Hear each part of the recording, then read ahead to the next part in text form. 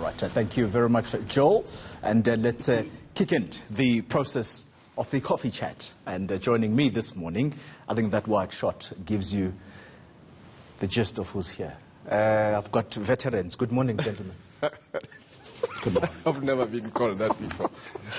Pravi, nice of you to join us this morning. Always a pleasure. Mr. Kgaswe. Morning. The veteran of sport, thank you. All right, let's start with you, Vuyo. You went to the Deputy Public Protector. It was yesterday her first official day in office. How were the nerves, or were there any? Well, she appeared cool, calm, and collected, as they would say. But of course, I mean, you know, looks can be very deceptive, I'm sure. I mean, in that office, there has to be a nervousness at the moment about what the future holds. I mean, I attended the briefings last week where the public protector made it clear that she is going to put up a big fight. At the time, she had written to the Speaker of the National Assembly, criticizing, in fact, lashing out basically at her decision to allow for a process that may lead to an inquiry into her fitness to hold that office. So the Speaker wrote back late last week to say they are going ahead, thank you very much. And of course, her lawyers are now busy preparing papers to challenge that move in court. Then you had Supramao Mapilo, the former Northwest Premier and chairperson of the party, who's now a member of parliament, slapped down by the party to say, you don't speak for us, you are speaking in your personal capacity, in your views. What do you think he's playing at? Well, that is very clear, because Supramao Mapilo had to wait until, you know, the two could not amicably resolve the issue, and then he fires the first salvo.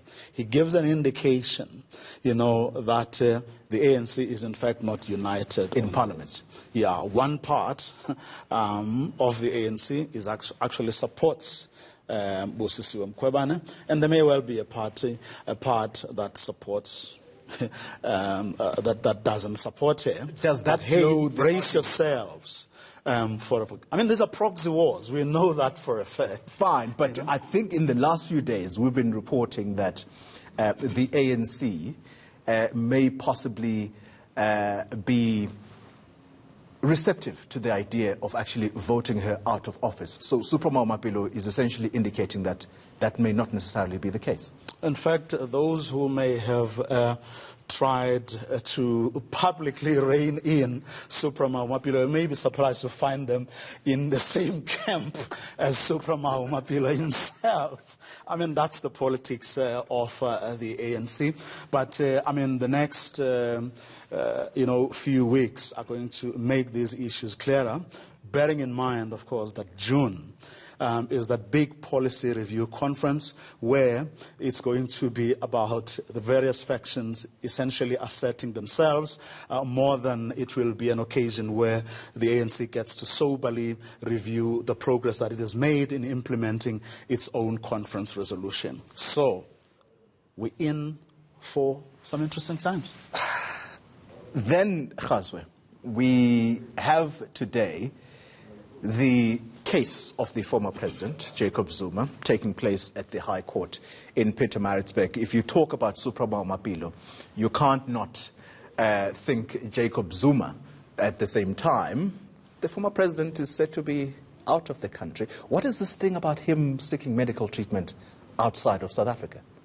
Well, it's one of those where our former African leaders seek medical help outside of the country. But we've never had this situation in this country before. We've never had senior members and former statesmen seeking medical help outside of the country. There's a lot you've never had in this country before.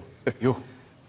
So it's interesting, if you look at how the Shabir Sheikh trial played out and ended with him getting this medical parole, is the former president also angling that way with his trips outside the country seeking medical help when he's supposed to be appearing in court and having his day in court and answering to the charges. Vuyo, let's come back to you and perhaps let's have a look at what the front page of the Business Day is saying. And of course, the focus there is the big mining indaba taking place in Cape Town. The main headline there, SA weighs new energy producer. That's according to the Mineral Resources Minister, Kgaswe. This announcement of a possible new state-owned company that I think its primary objective will be generation. It's mooted by the minister. Of course, it is to try and see whether or not there's appetite. The Minerals Council is already responding, sounding very, very negative about government again being in charge of yet another state-owned company that will probably start from the ground. You see, but this has been the problem. You can make similar arguments around the whole land issue or the government's treatment of the land issue, for example, where it refuses to account, for what has been there and what went wrong with it, right? But comes quickly to prescribe a solution. Now, how do you prescribe a solution when you haven't properly diagnosed the sickness, in the first place? But Gwede Mantashe has been saying all the right things. I think there's broad consensus around that. But someone will argue that what you are saying is exactly what the president is seeking to do right now. He's just ordered the SIU to probe, not just Eskom, but SAA as well, going as far back as 2002.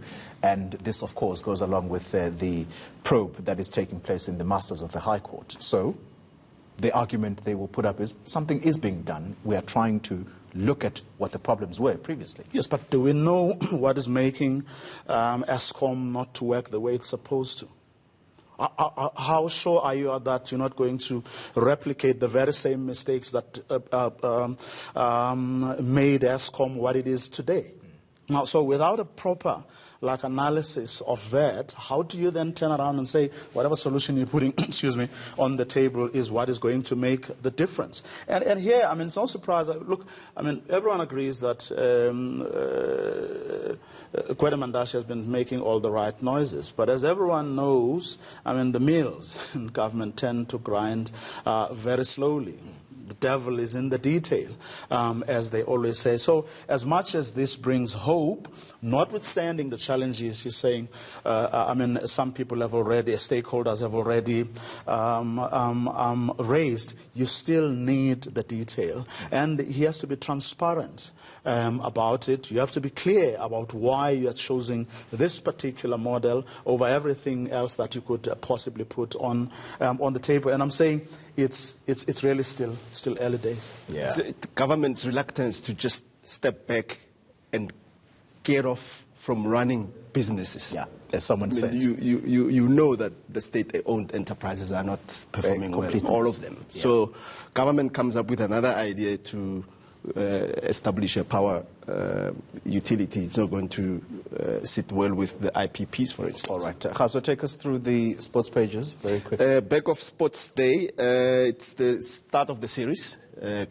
ODI series, the Proteas and England. It's the beginning of a new era because now they've got a new captain, Quinton de Kock. Faf du Plessis is no longer ODI captain. So just prepare yourself for more pain because the tests didn't go very well, and now you're taking on world champions. It's England's first match since they won the World Cup 12 months ago. So brace yourself. All right, gentlemen. Sounds like a government. No, don't take us there. No, I'm not. Don't take us there. I'm not being unpatriotic. Thank you very much. It was nice of you to join us this morning. It's a symptom of everything that's wrong with us. I can't control this too. I'm just going to link to what is coming up next. Thank you very much, gentlemen. Still to come on The First Take, some good news for